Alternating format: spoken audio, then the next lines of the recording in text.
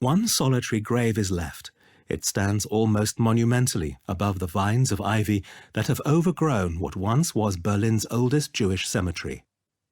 Between 1672 and 1827, thousands of people were laid to rest here. They included the philosopher and Enlightenment leader Moses Mendelssohn. After the Nazis destroy the old Jewish cemetery, his grave is the only one restored and that can be seen today. Moses Mendelssohn is only 10 years old when he makes the acquaintance of influential scholar David Frenkel while editing a complex work of philosophy.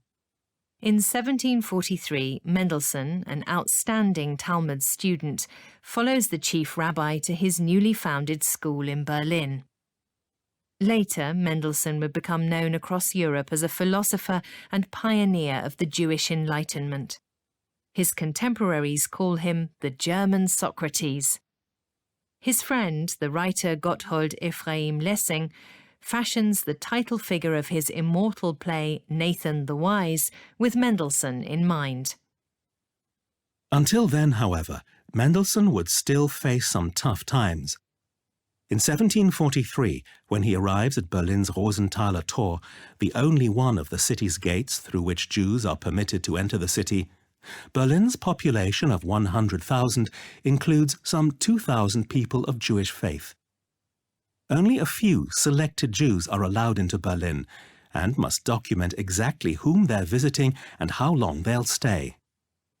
Moses Mendelssohn, who back then still calls himself Moshe, finds an attic room at Probstgasse 3 near the Nikolaikirche or Church of St. Nicholas to stay at.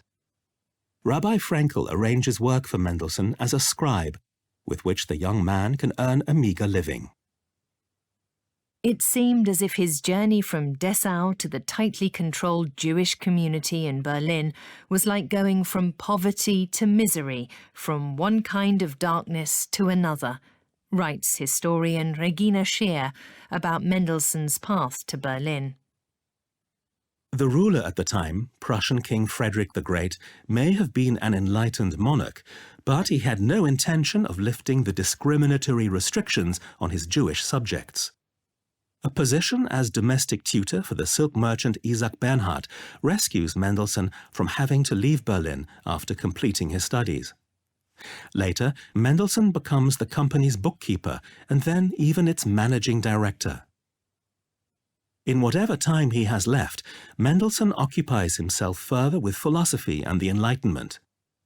He publishes his first works under an alias. But then, in 1763, beating even Immanuel Kant, he wins the first prize of the Berlin Academy of Sciences. The elite institution recommends him as a member in 1771. But King Frederick vetoes the appointment. It's another example of Mendelssohn's lifelong struggle as a Jew, practically without rights. And yet, he achieves a great deal. As Regina Scheer writes, he became a bridge between the crowded life of the ghetto and that of enlightened Judaism, between religion and reason, between Jews and Christians. Moses Mendelssohn dies as a widely respected man, a father of 10 and grandfather of many more. His grandchildren include the sibling composers Fanny Hensel and Felix Mendelssohn,